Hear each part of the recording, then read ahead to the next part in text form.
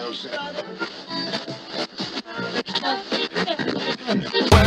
hills of Los Angeles, I'm in those Hollywood nights. She goes to California, oh, California. California. What you say about Los Angeles? LA got the people saying,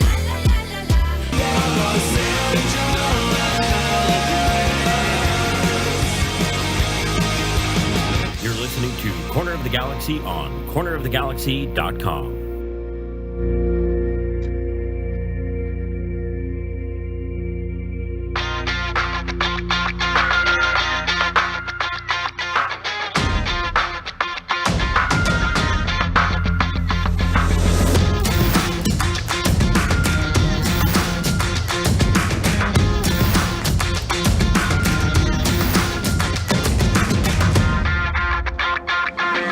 Welcome to Corner of the Galaxy, the show that talks 100% LA Galaxy soccer. We're glad you could join us. Now it's time to sit back and relax as your hosts navigate through the twisting, turning, but never boring world of the five-time MLS Cup champion, LA Galaxy. Hello, everybody, and welcome to Corner of the Galaxy on cornerofthegalaxy.com. I'm your host, Josh Guesman, coming to you on a Thursday, March 11th. LA Galaxy getting some stuff done this week, announcing home openers from Major League Soccer, signing Samuel Grandsir. We'll talk about the pronouncement of his last name, too. I'm sure we'll have some arguments about that. Some capacity numbers for the upcoming home opener. We're going to tell you sort of where all those fall and how possibly you could get into the stadium to watch the game as well. There's some other LA Galaxy news, and of course, we're going to go over the roster as well. Some Olympic qualifying stuff, too. So a lot to get to, a lot of fun stuff to talk about today. To help me do all of that, we've got her back on the show, ladies and gentlemen.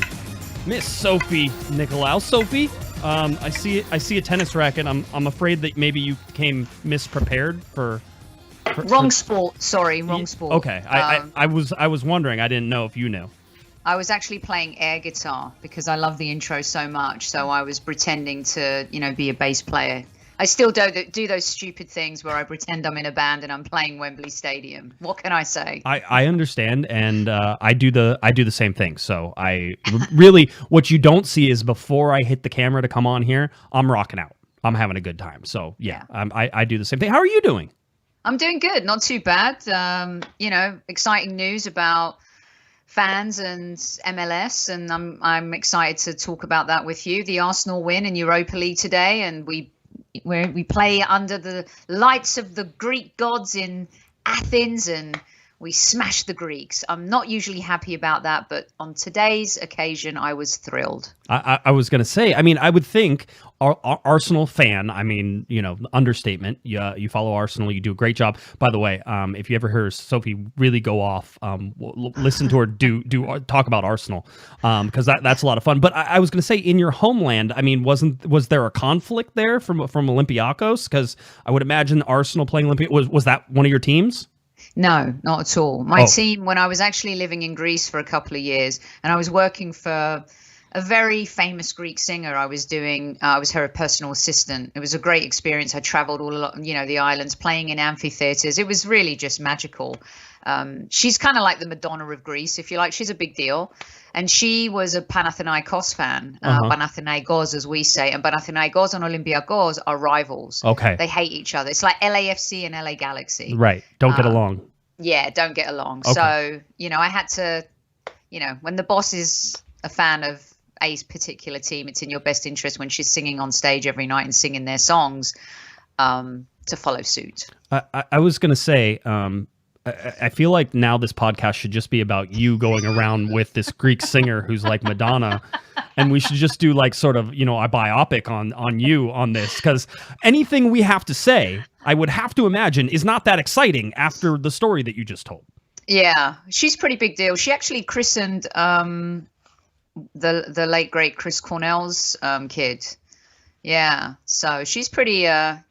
You guys check her out. Her name's Anna Vissi, Vissi. You can give her a check out. See what you think. Everybody's gonna go to Spotify now and download some stuff. So you just upped her. We got her at least 7 more people to download. We just that, so. sold her some albums. Good. I'm glad. Well, now let's sell some game tickets. How about that? Hey, if there was game tickets to be sold, I'm sure that people would be selling them. Let's get to some Galaxy stuff. Lots of home opener stuff. We're gonna talk about that. I have to start where I feel like I've started every podcast since February 24th when the community kit was launched. Just a small community kit update in terms of people looking for the MLS patch. People, I don't know if you've been following Sophie. There's a patch issue. There's patches all over the problem. You would think this was Microsoft with patches, but no. The MLS patch. Everybody wants the MLS patch, and the Galaxy aren't really selling it through the Team LA store with the MLS patch. Anyway, if you want it, we talked about this a couple weeks ago. There are more mistakes on the shirt. It's not like more; it's just the same. So, I mean, people are still looking. I just wanted to give people a heads up. I've heard, and people have told me now multiple times. And thank you, everybody who tags me in every kit picture and everything that is going on. I appreciate it. I dream of community kits with the bear sort of wrestling me, and in the community kit. That's what I dream of. But Nikki Sports apparently is doing the MLS patch for $8, $5 to $8. I've heard $5 or $8. So if you want an MLS patch on your jersey, I don't know if they do ones that you bought somewhere else, but I think that they will. But they're not taking any responsibility if they screw it up. Basically, that was their sort of their only thing. So if Nikki Sports, if you're looking for it, go ahead and take a look. $8, I think, gets you the MLS patch. If you're really needing it, again, I expect the LA Galaxy to actually come out with the plan that they told me they were going to come out with, and to take care of some things. So if you want to know about that, go to the last podcast. You can hear all about all the updates that I have on the MLS kits. And is that deliberate? Is that deliberate? That's not deliberate from the club. They don't have a beef going with MLS, do they? No, that's not an oversight in any way, shape, or form. I mean, I think it's a clear oversight in how the Team LA store, which, Sophie, we learned last show, is not associated with the LA Galaxy or AEG. It's a subcontractor of Levy, and Levy is the same people who do the stadium food. So, and they're Rank and Rally, and Levy are under the same company, and Rank and Rally owns and operates the Team LA stores at Staples Center, at the stadium, at Dignity Health Sports Park.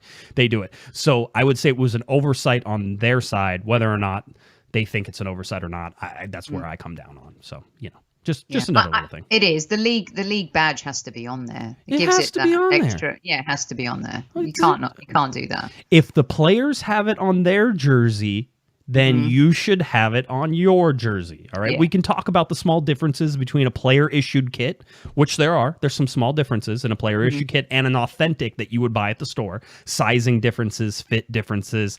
Sometimes the material's a little bit different as well. All those things, just a little bit different. It's not as far as like the difference between a replica and a player issue kit. Right. So there's just small little things that sort of are different.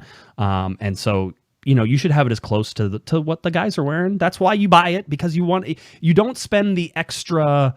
Let's see. I think you can get a replica kit for like $90, and you're spending, let's see, $180 on an authentic. You don't spend the extra money to not look like the guys on the field. Yeah, right? totally. So anyway, that's where we're at. So and by the way, Justin in our chat room brings up a good point, which is if you go to Nikki's. I'm pretty sure they already have the honey badge, the honey logo that the LA Galaxy have on their shirt now. They already have it printed on their kits, so they already have it. So if you need the honey badge, that you can buy one from there and then get the MLS badge on for $8. It sounds like a good deal. So I will throw my support currently behind Nikki's until somebody tells me that's all wrong and to go somewhere else. So someone will tag you or tweet you and tell you. Literally, probably while we're on this show. That's what I'm guessing. So, let's get to the fun news. A little bit of surprise news too. I'll tell you that MLS had planned on announcing some of this stuff, Sophie, but we didn't think it was going to happen this fast. But we got the home openers. Basically, we know the LA Galaxy's first 2 games because one is Miami's home opener and one is the LA Galaxy's home opener, and that's how you know. So very interesting of MLS to do this, and it was funny because I was trying to figure out who it was, and I was talking to some people, and somebody goes, they're picking up right where they left off. And if you think about it, they were getting ready to let's see, maybe even a day ago maybe yesterday, they were getting ready to travel to Miami to play David Beckham's Inter Miami, right? And then the pandemic shut everything down and they didn't end up getting on the plane. Kevin Baxter was driving to the airport to get on a plane to travel to Miami, and they called him and said, we're not going.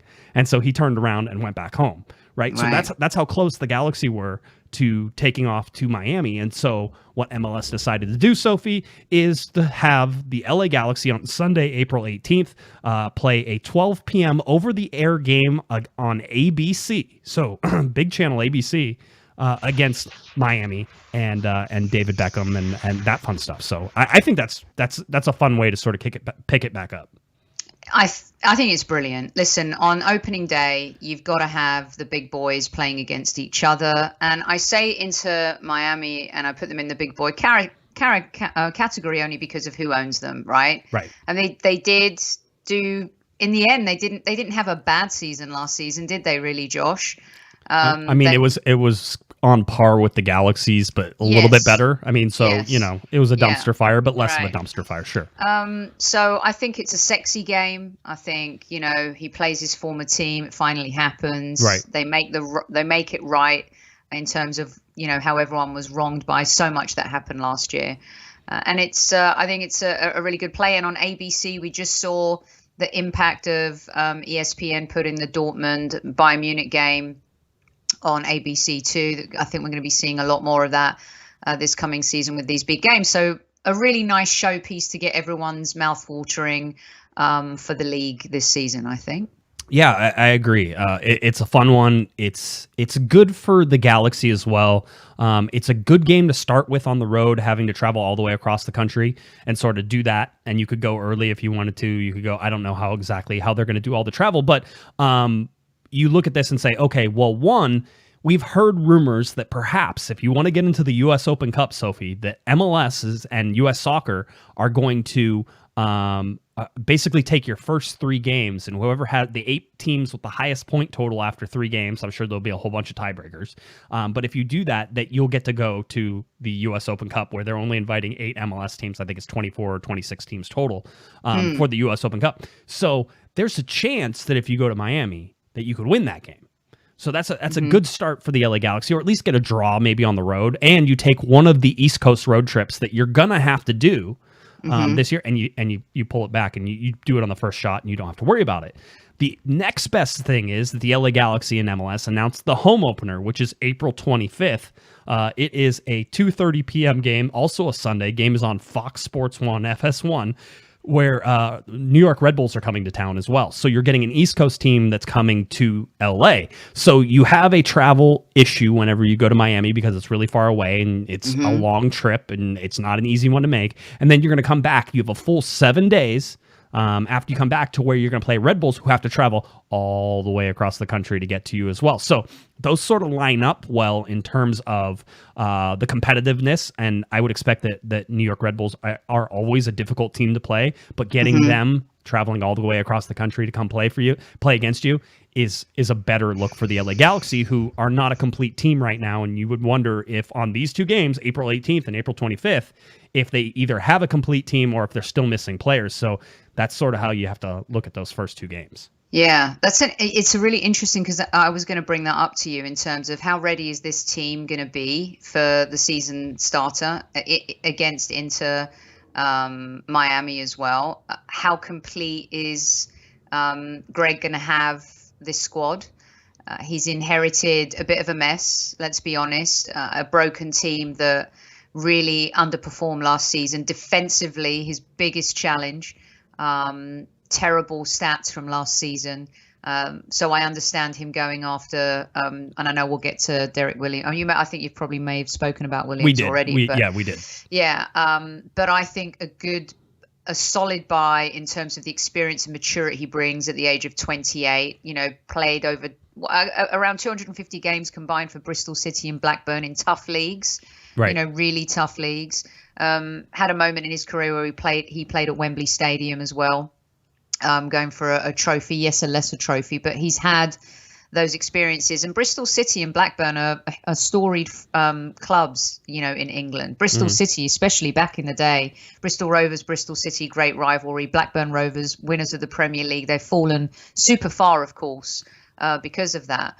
But I think that someone like him is probably made tough having played for those two teams in those leagues.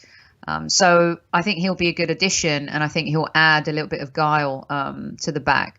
I'm assuming he's going to start. I mean, I don't know. We don't know that yet. So I think preparedness for him is definitely going to be defensively. And if this team can not leak goals early and not start conceding early in those first two games, build that confidence, I think that's the most important thing for this squad, Josh, is not picking up where they left off defensively last season. So if they can do that and get off to some good points and start and build towards an Open Cup. And I say this respectfully, though, are LA Galaxy going to be bothered about that this season?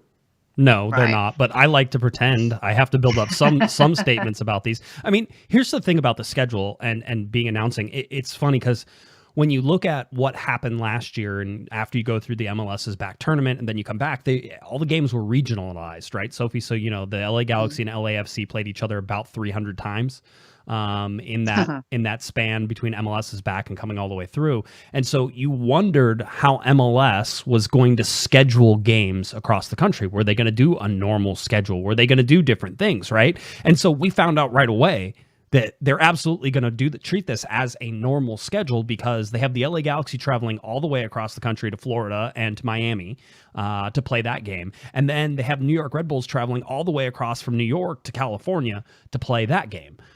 So there's no regionalized schedules here right now. And I would expect that whenever they come out with the full schedules, and by the way, we're still expecting that the full schedules maybe as much as a week or 2 weeks away because they're still figuring out stuff. And as we saw, the Canadian teams are all playing in different places. You have some playing in Orlando and some playing, I think, in Tampa, and you have some playing at RSL in Salt Lake. So you have the 3 Canadian teams down here and sort of doing that stuff as well. So not easy for them. Not easy, know, for them to have to do that, to be honest. Most other teams are getting to play at home, right? Yes. Josh? So that's not easy. It's hard enough as it is during this time, but to not be able to play. We saw how the bubble in Orlando was tough. That was brutal on players. I mean, that wasn't easy. No, not at all. Not at all. Yeah. And I say this, and I don't think it's much of a stretch, but if you think that Toronto FC came down and played, I think in New York, right? In upstate New York and Buffalo. But they came down and did that. If you don't think that influenced possibly Greg Vanney and looking through his sort of, glass ball and saying, one, with Toronto, maybe I've run my course, and two, I don't want to have to do that again. Right. And these are guys who are going to have to go and spend time away from their families. If their families live in Canada, which you would expect they were because they live where those guys play. If their families are there, they're away from their families whenever this happens. So I don't know if all of them. It's a great point, actually, Josh. Brilliant point. Because I get one right every once in a while. Yeah, no, but it's really. I was talking to John Hawkes this week. Yes, you had an interview with Mr. Hawkes. So tell me a little bit about that.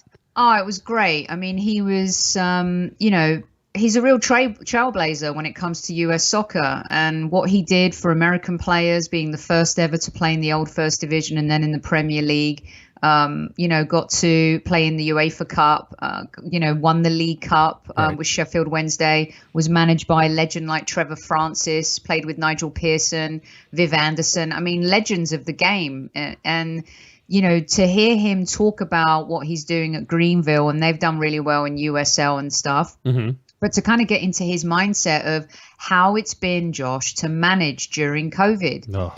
And, I know it's been hard, and we've heard, I don't think, maybe if Greg, and I say this with respect again, but Guillermo wasn't that expressive about those things, right? It was more about what was happening on the pitch because it was such a disaster. And we asked more of that from players, didn't we? Like Leggett and just kind of, it was easier to talk to them about that type of stuff. But to hear Right. John Harkes talk about how not only was it hard to just navigate through it and manage games and prepare the players, but you also then can take into consideration their families. And one of the things that John said that was the toughest was the mental health, keeping everyone healthy, on point. It's going to be okay. You're trying to, you're worrying about it yourself in your own life, for your own family, but at the same time, you're managing these men. Right. And he said that was the biggest challenge of all, was the mental health part of it. So it was really interesting to hear him say that. So I get if Vanny was thinking, you know what, I get to go back to a club I love. Right. I've done it all in Toronto. So you bring up a really good point, because having heard John Harkes talk about it this week as well. Clearly, there are so many more challenges than we even know have happened over the last year for these athletes and these coaches and these teams trying to navigate through all of this. Yeah, so tough. I mean, we talk about players, 20% of the player pool in Major League Soccer came down with COVID-19 last year. With vaccinations certainly improving, I know that I've seen a bunch of people in Southern California starting to really pick up the pace. I'm starting to see a lot more people who are getting vaccinated, and that's cool. My parents both got fully vaccinated. I was all stoked about that. That's great. I am absolutely in line and will be there as soon as they let me. I've told this before, but I've been in the office basically since about two months after the pandemic shut everything down. We've been working in the office because what I do is labeled an essential business, because we build for the food industry, and we repair food stores, and basically the giant freezers that most people never see is what we sort of keep up. But that's where most of your food gets stored and then distributed out from these giant warehouses. And so we do that. And so technically, I can be in that food logistics category and stuff like that. But for the most part, I've sort of just said, whenever it's my time, and I'll be there whenever you guys want me. But that's going to be big. I think you're going to start seeing players getting vaccinated here very shortly. And so that's going to be a huge thing. You heard, I know that President Biden today said, basically, if everybody does their part, if we sort of, buckle down, we don't get too crazy with all the stuff, that perhaps by July 4th, we can be back to normal. I'll keep my fingers crossed, because what a July 4th it would be to be at Dignity Health Sports Park, where we always are on July 4th, with fireworks and a fully packed crowd of people. So I'm really, I would like to be optimistic for this one show and say, let's make that happen and see if it all goes that way. But getting fans back into the stadium, Sophie, during COVID, still in this pandemic that we have, is something that's going to happen for the LA Galaxy, and something that we have to discuss. And I know on Monday, Kevin started to break down some of that. Well, I decided that I was going to take the actual numbers that the LA Galaxy gave us, and this was a surprise last year. They actually gave us real numbers for capacity at Dignity Health Sports Park. And I shared these last year about this time when we were talking about Victoria Block and sort of what that meant for sellouts. Because, Sophie, you and I have been going to the stadium long enough to know that at 27,000, right? 27,000 used to be the sellout number. And we were all like, oh, 27,000, that's the number, and the whole deal. But it would be like one person on the grass, and it would be 27,000 people, or 300 people on the grass would be 27,000 people. So it never really made sense and added up. So the LA Galaxy released capacity numbers. Guess what? There are 3 different sellout numbers, Sophie. If you want to sell out, that's interesting. There are 3 different ones, so I can explain them real quickly. The first one is, if you filled every seat in the stadium, current seat in the stadium, they call that a capacity sellout crowd. Okay, and that is 25,174. Okay, 25,174. These numbers come from the LA Galaxy. That's every seat in the stadium, 25,174. If you get some people on the grass and you sell out the grass and you do that type of thing, you get 26,674. So that is the overcapacity sellout crowd number. Okay, then if you really want to get crazy, and by the way, they can be even crazier than this, but this is as crazy as they were willing to sort of put down in print. The overcapacity sellout crowd with the additional 300 seats, they basically build bleachers, Sophie. They build them over in the northeast and southeast corners above LA Riot Squad in one section, and then above I think it's usually the visitor section or the family section in the other end in that side. And you can add 300 more seats with that, so you get 26,974, just 26 seats short of 27,000 people. And they've done those bleachers in MLS Cup, if I remember correctly, no? Yeah, I think MLS Cup, possibly. On a couple of occasions, I believe, in the final, they've done that. Yeah, and I think also some playoff games as well. They may have done it, or the big one, LAFC game they did once. I think. I think they maybe not the bleachers, but the grass. The grass for sure. Yeah, yeah. That opens up. The other thing that we've seen, and I've seen a number go over like 30,000 at that place, and that's like AC Milan came in and played. And that was whenever Beckham had played for AC Milan and then was coming back. So AC Milan was there. I remember Tom Cruise was there, and they set up like these suites on the grass, and I swear that the sellout number on that was like 30,000. And you know, these are all fake numbers. It was like being at the Hollywood Bowl. That it was. Bring your wine and sit on the grass and enjoy. But God, Sophie, I miss live music so much. I want the live music. I want the live. That's one of the things that I have missed so much. I agree. Like, we talk all the time about going to a concert again, and how's that going to feel like? What is it going to be like?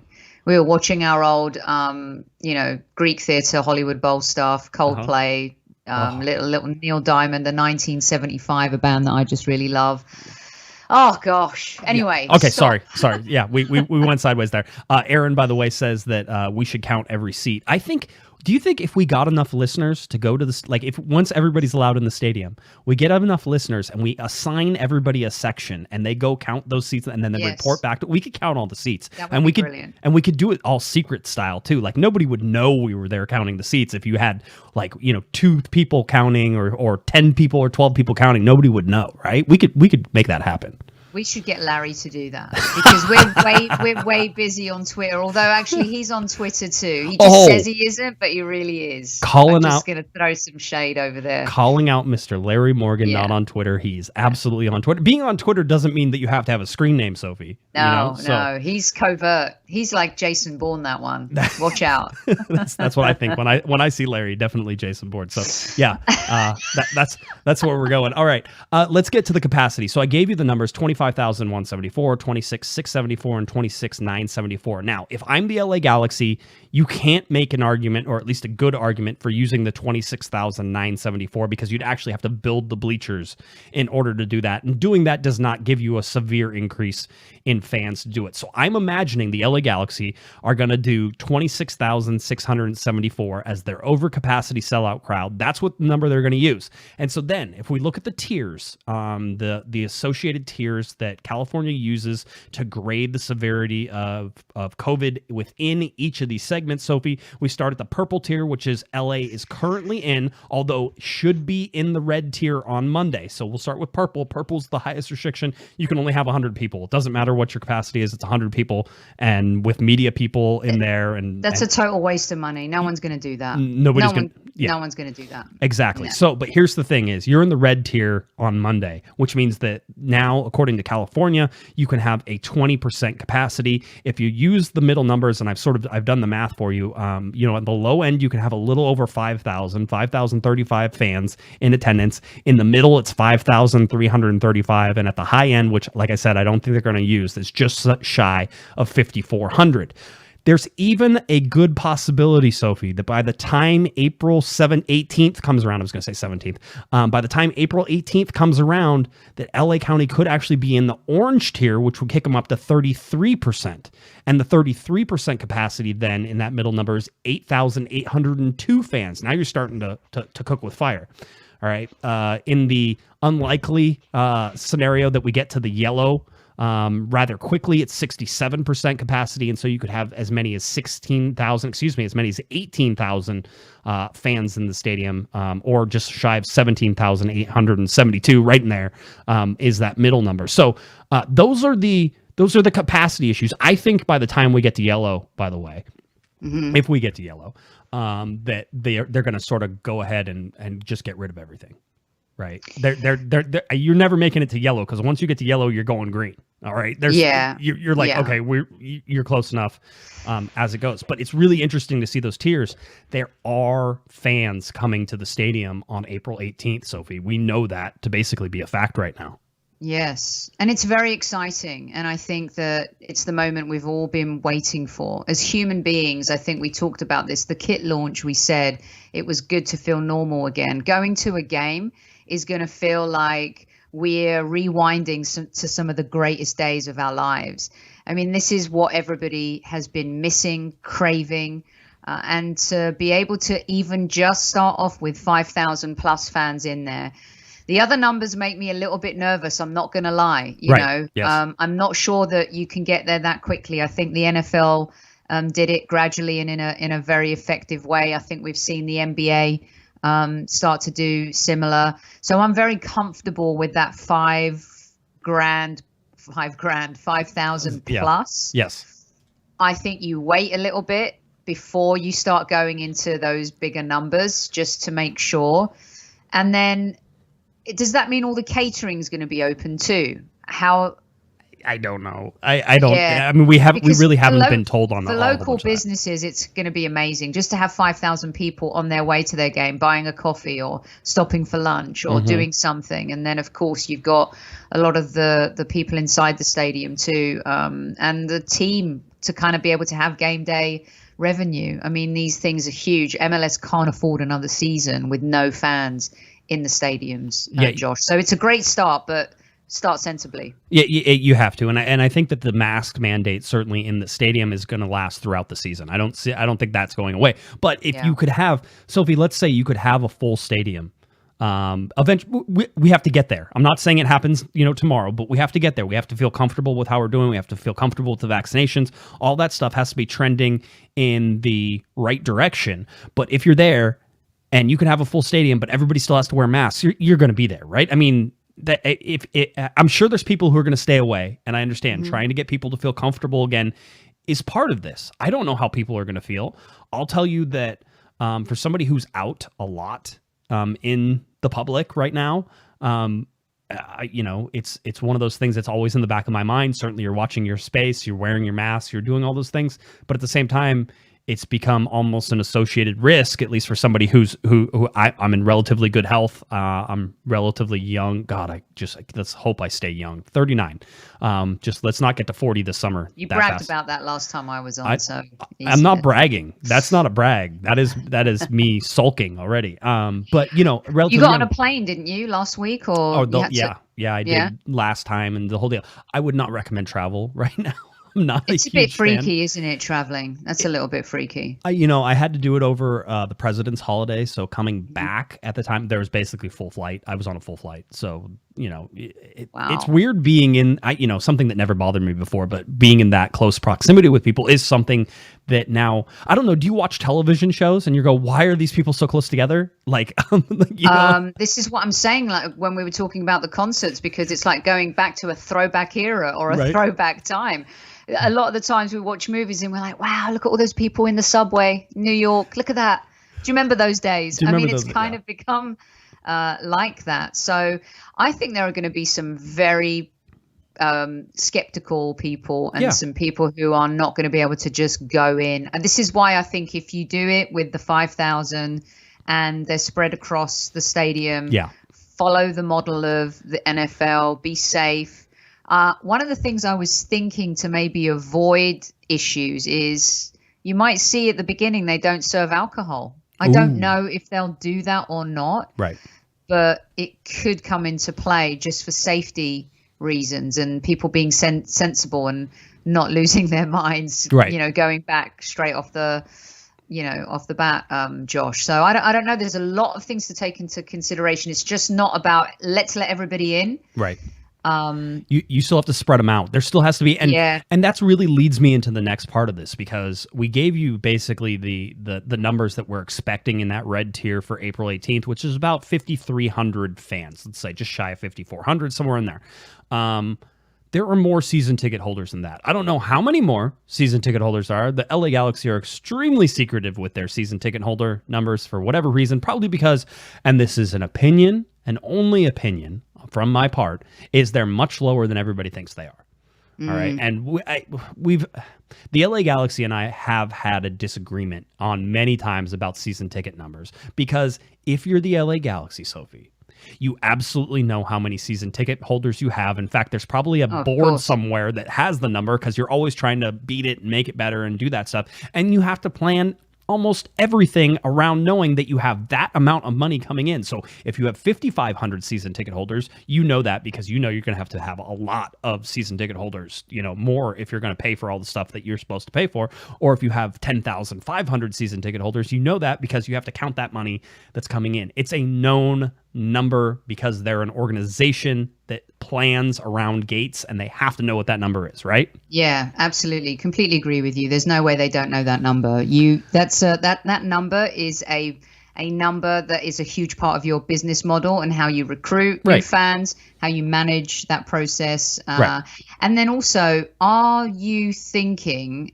because I don't remember if I read it in the press release, they didn't single out and say we're going to start with season ticket holders, right? They have come out with a statement before that and basically said that the priority is going to go to season ticket holders. All right. So that's the general public will get some tickets if and only if not enough season ticket members take it up. Now let's use some numbers.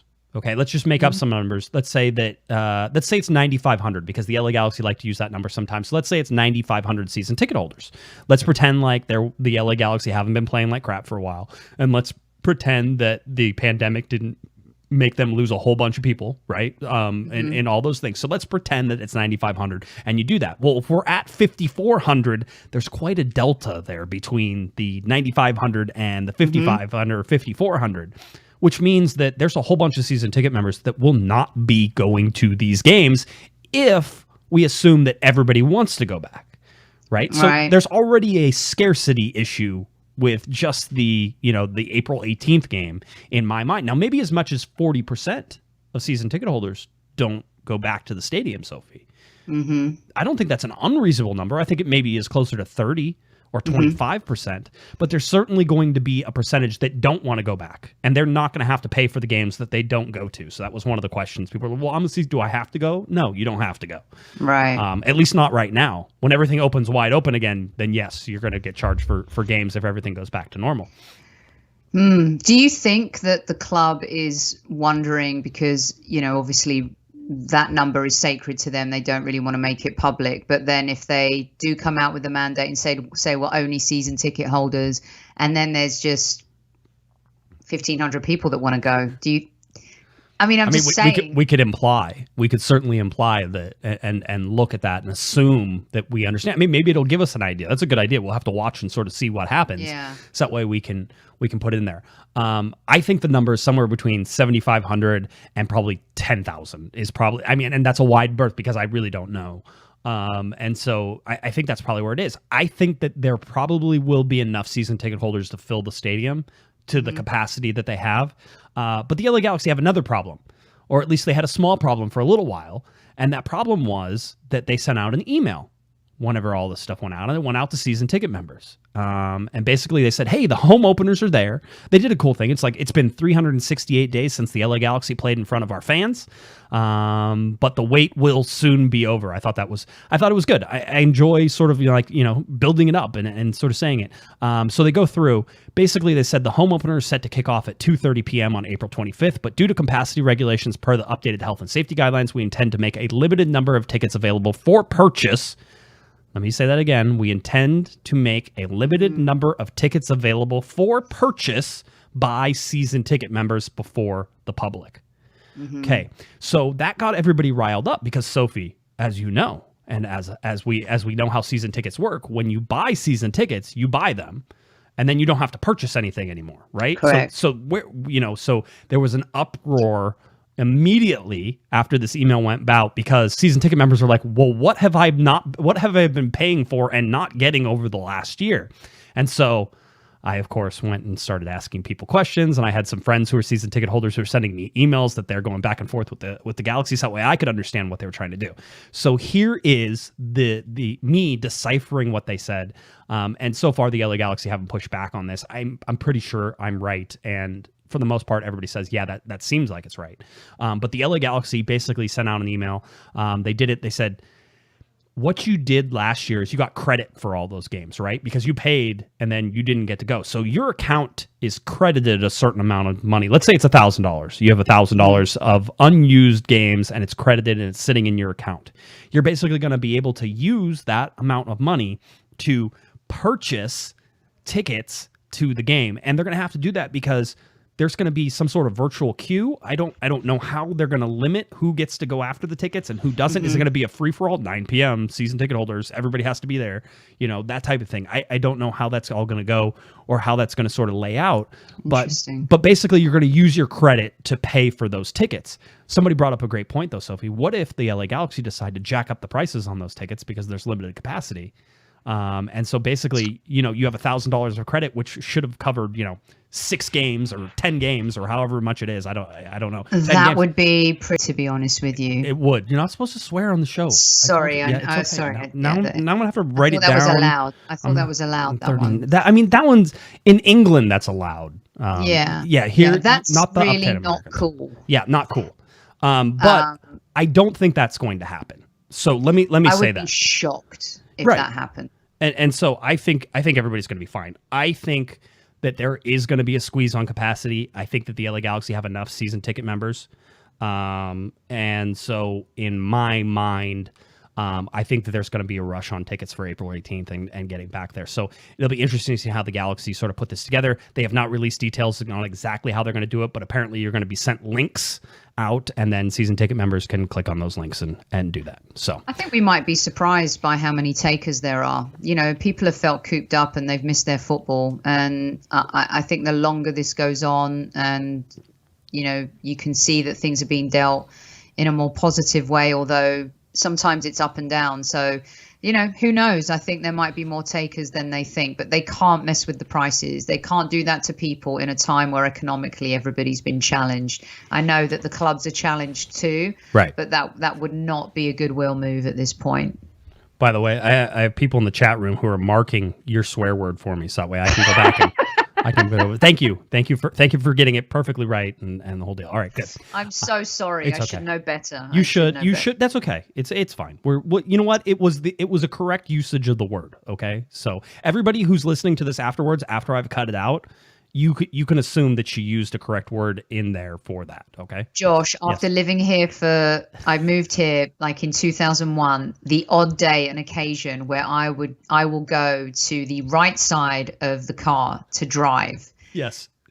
Every now and again it happens. It happens. I can't explain why, it just does. And so today the S-bomb was, going back to my grassroots. I was going to say, I have lighting in the studio. I can turn on. I can turn on the mood lighting. Now you're just showing off. Yes, I just bought my 2 new lights, and now I've got to go out and upgrade and get mood lighting like this. Look at that. Yeah, it's like the club over there. When are you serving the pina coladas? Well, what I could do is I could issue a fine to you, and then we could see if the people in the chat room want to pay for your fine.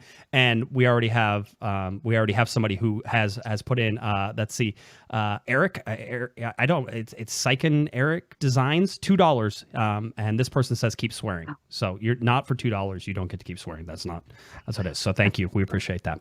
All right. So, that's sort of where we sit for that. We'll have to watch how that plays out. Okay. That's going to be an issue. So if people are going to be upset about however that sort of plays out. I don't know if you can make everybody happy, and then there's going to be a ticket scarcity issue on top of that.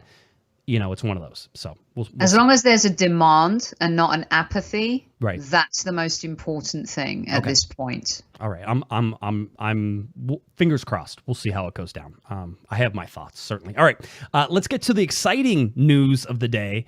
Samuel Grandsir signed to a 3-year deal, and as I wrote in my show notes here, and a surprise, because it was a bit of a surprise, and I learned about it last night before it was announced this morning, that it was going to be a 3-year deal, which we knew, but we didn't know how that was structured, Sophie. We didn't know if it was a straight 3-year deal. He was just going to get 3 years, or if it was going to be 2 years plus 1. So 2 years and a club option. We didn't know if that was going to be the case. And the surprise was that it's 3 years plus 1 year for a club option. So the LA Galaxy basically have him tied up for 4 years if they so choose, but he's getting a 3-year guaranteed contract plus a club option on the backside there. So interesting. That was the surprise of all of this. But overall, what say you? I need a pronunciation guide. If you were going to go after his last name, because I see everybody said, I love it, Grand Senor.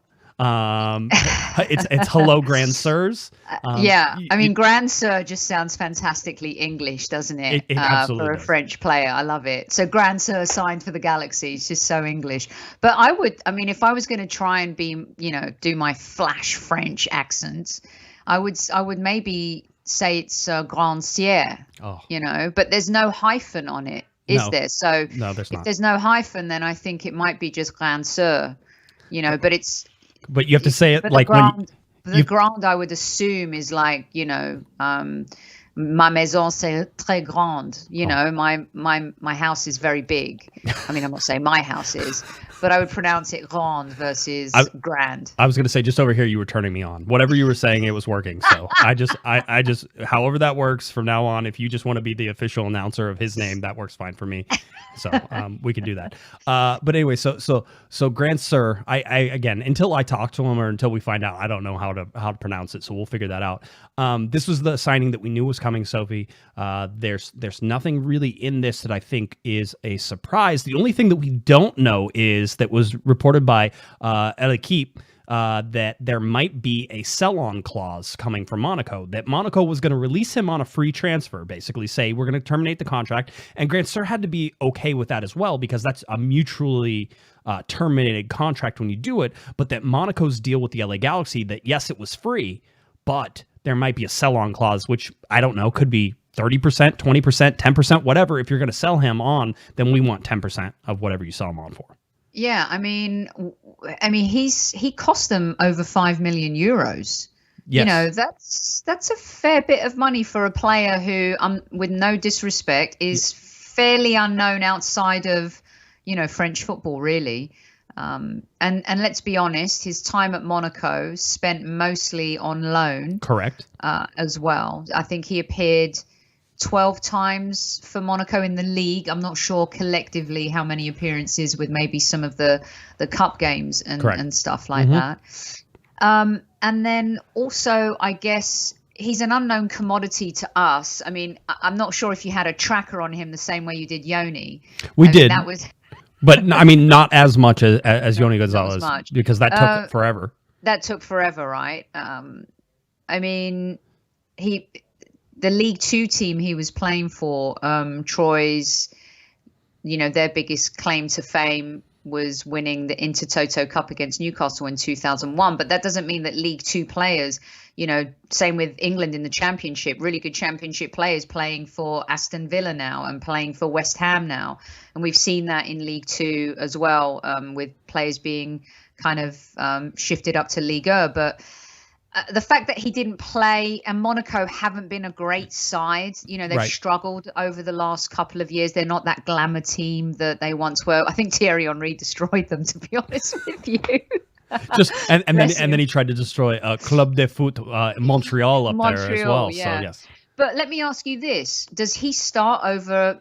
Yes. And he starts over a Dunbar or an Alvarez? Yes. Yeah, it's not. I mean, so the interesting thing is, what makes you think he's better than Dunbar? I mean, I think Dunbar hasn't been given a fair crack, and maybe that will be different under Vanny. Maybe this is absolutely. You could be 100% right, but if you're going to spend TAM money, targeted allocation money, so his salary is a big deal. Is over $612,500. We know that for sure. I'm guessing it approaches close to the $1 million. The free transfer means they don't have to account for any of that into the salary. So maybe the salary is around 750, 780, 800.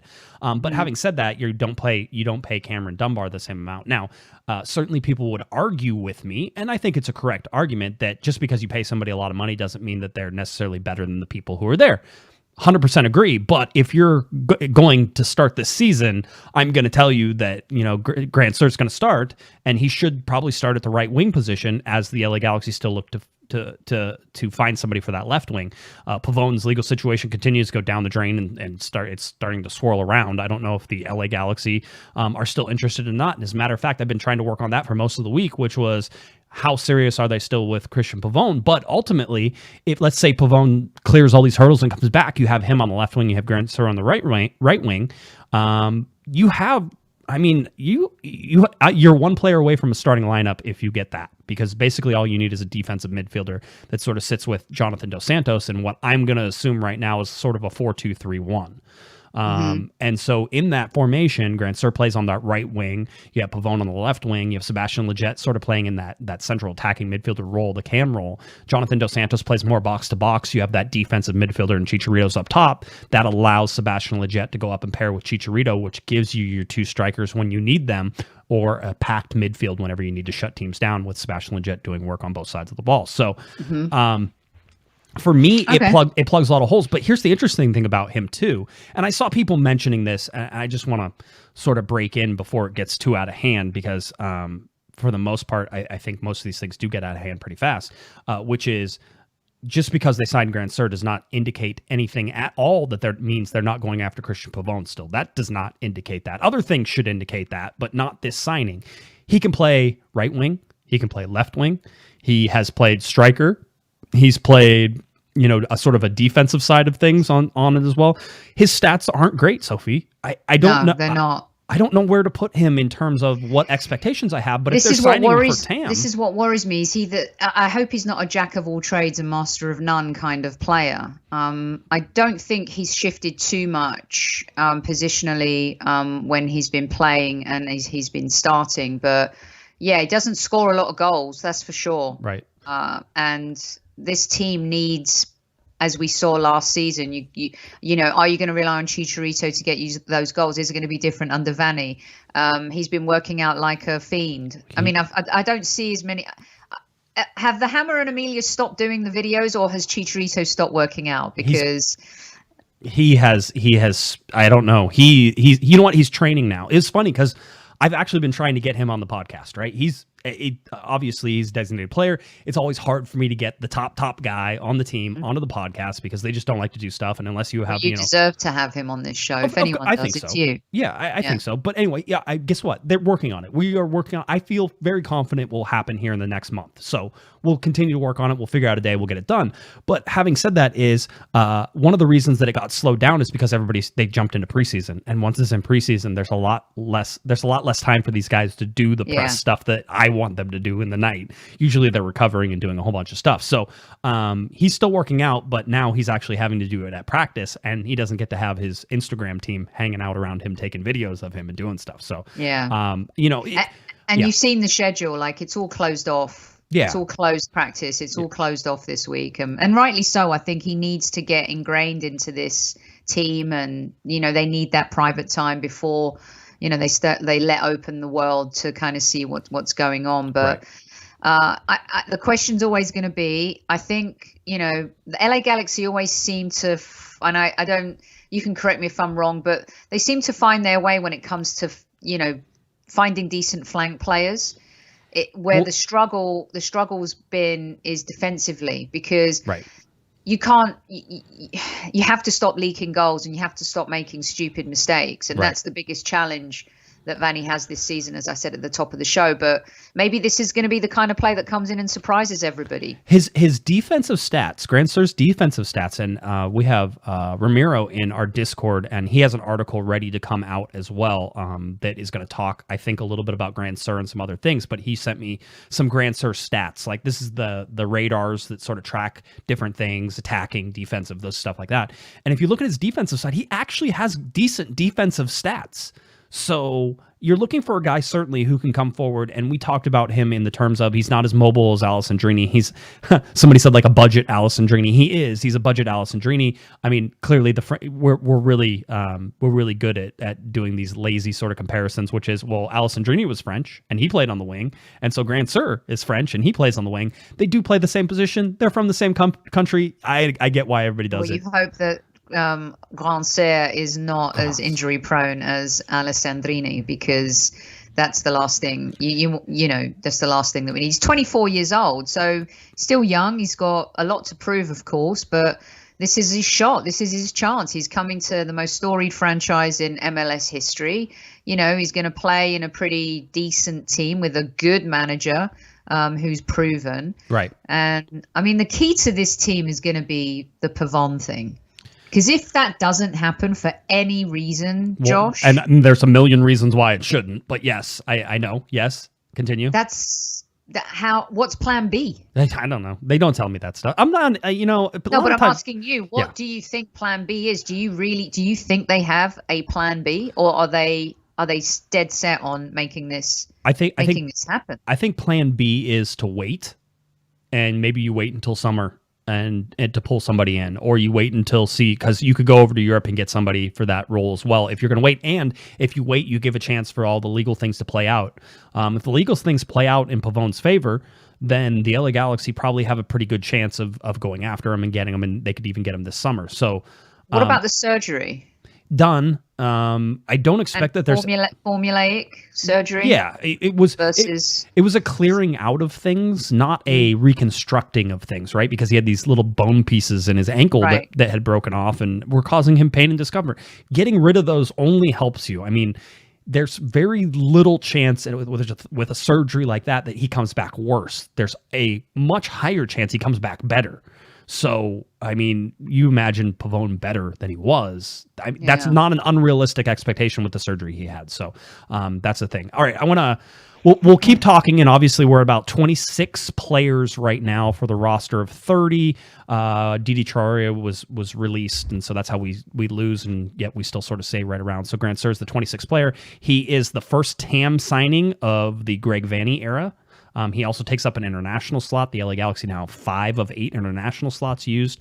Only 3 TAM players right now between Pipo Gonzalez, Sebastian Lletget, and Grandsir. So that's sort of where we sit with that. And the preseason roster has the 2 draft picks, Drac and Judd, and then they also have 2 LA Galaxy 2 players, Cuevas and Augie Williams. And there's a hint, at least Augie Williams is providing a hint in a podcast that he did, that perhaps he will get called up to the senior team. So that could be the LA Galaxy's backup striker. We'll see.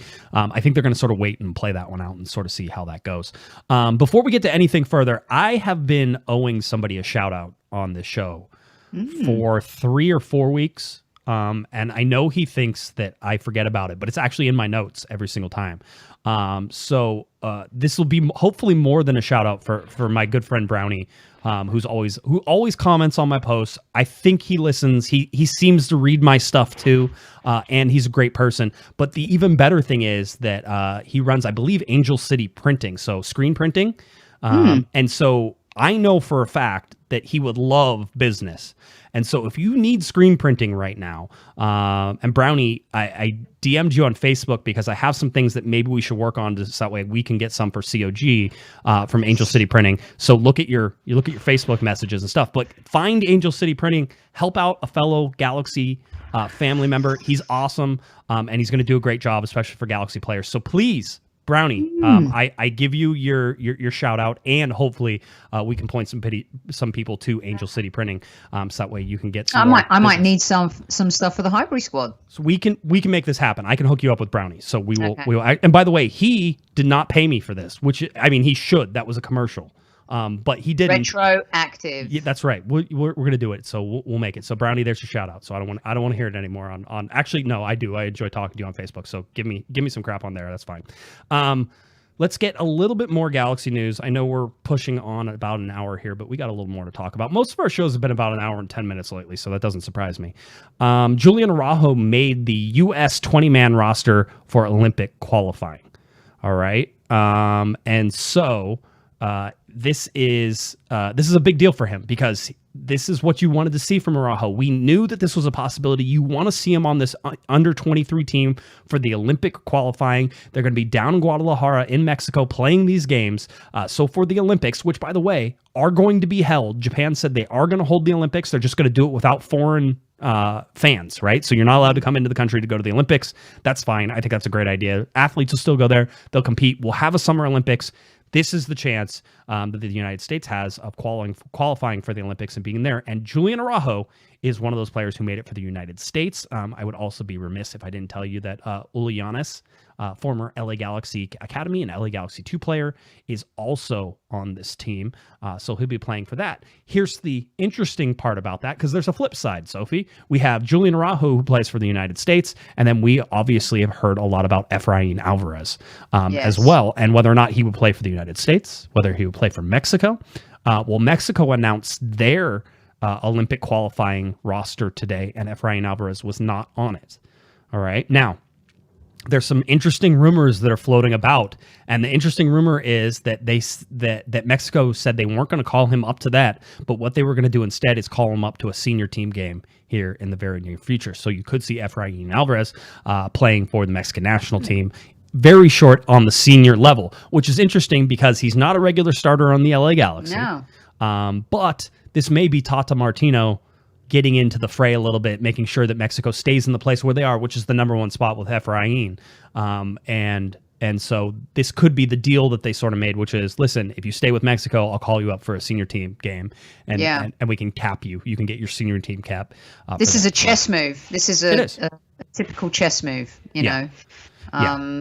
Same thing happened with Theo Walcott in, I can't remember which World Cup, 2002, I think it was. He was so young, he was 16, and he just, signed for Arsenal, and everyone was wondering, why has Sven-Göran Eriksson chosen him to go to the World Cup for England? Didn't play a lick, but it was about the experience. It was about ingraining him, because at that point he was, a very a star in the making, supposedly. So I get it. It's a good chess move on their behalf. They're protecting their interests, and they're also still trying to sell the player on, playing for them. Yeah. I think it's a good thing for Araujo. I think that experience at that level, being part of a unit outside of LA Galaxy, adds to maturity. I mean, the things he does off the pitch are really good. Right. His discipline this season has to be a lot better on the pitch. He put his team in a couple of tight spots last year with red cards and stuff. So I think this would be a really good thing for him. And it's always good to hear the voice of another coach as you're growing and learning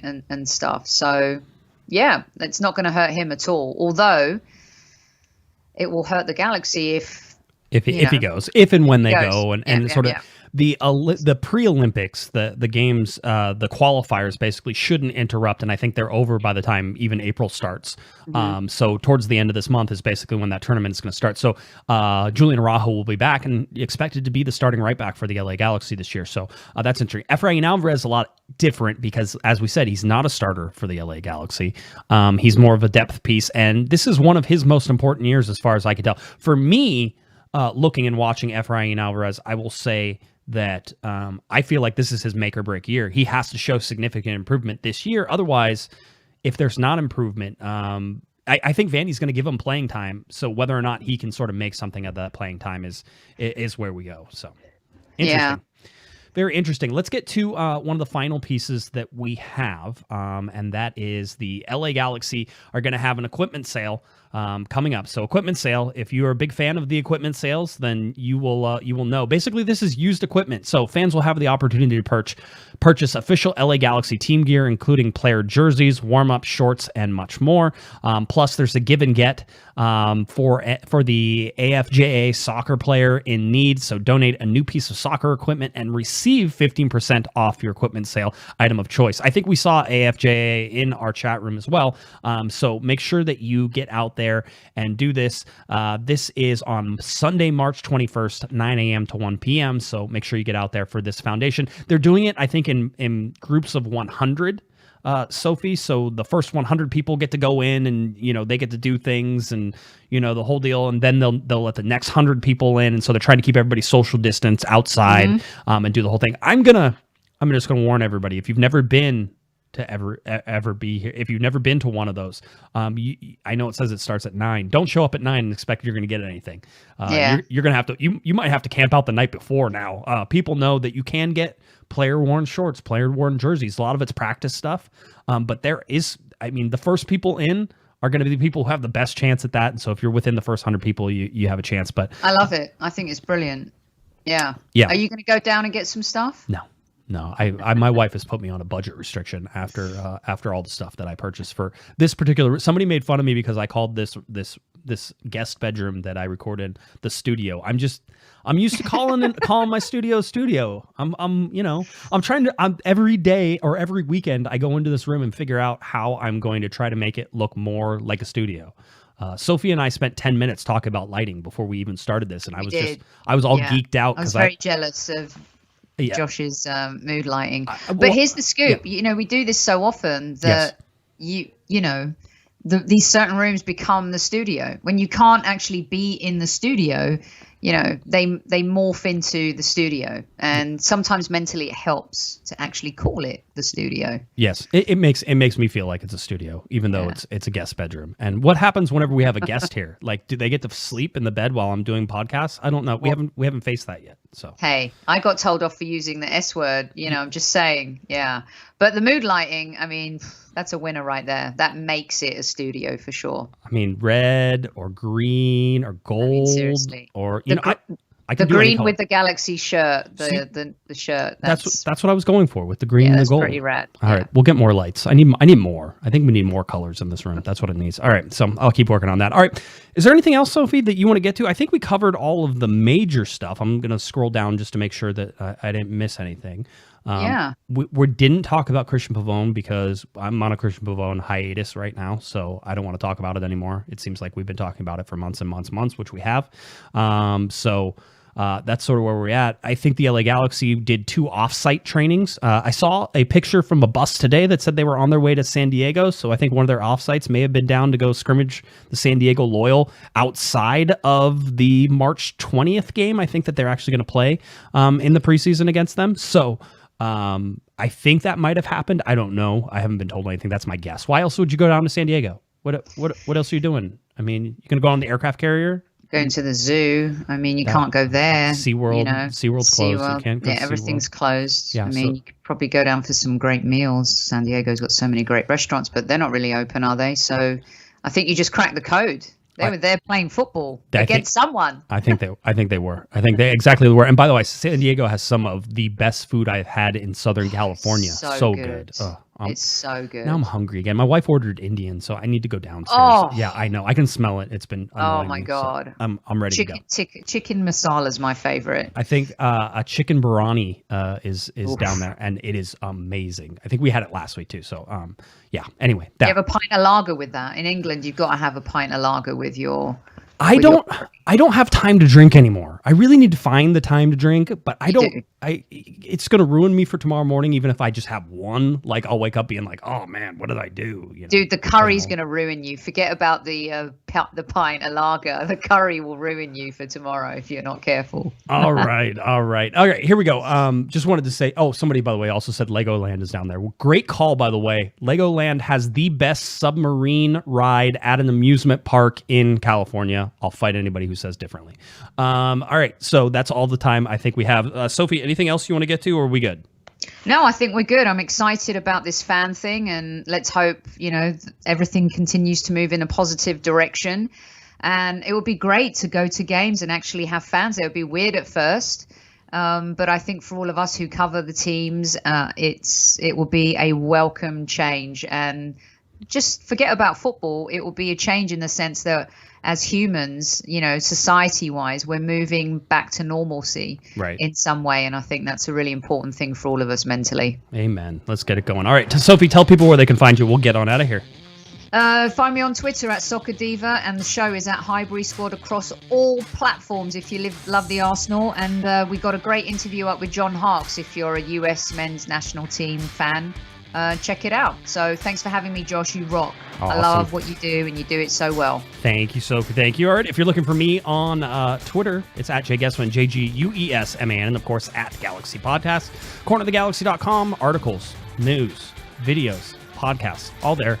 CornerTheGalaxy.com. Very simple. All right. I think that about does it. We had a busy show, a busy week. Hopefully next week will continue to lead us towards the start of the season for the LA Galaxy. All right, for Miss Sophie the Cannon Nicolaou, I'm Josh Pato Guesman, and you've been listening to and watching Corner of the Galaxy on CornerTheGalaxy.com. Have a great one, everybody. You've been listening to the Corner of the Galaxy podcast on CornerOfTheGalaxy.com. You can follow the show on Twitter and Instagram at Galaxy Podcast, and be sure to check out and subscribe to iTunes, Stitcher, and Facebook by searching for Corner of the Galaxy. Fans, we thank you for listening, and we ask that you be kind and courteous to your neighbors as you leave the podcast. We thank you for joining us and look forward to seeing you again. Until then, I'm Michael Araujo, and on behalf of the entire Corner of the Galaxy crew, goodbye, everybody.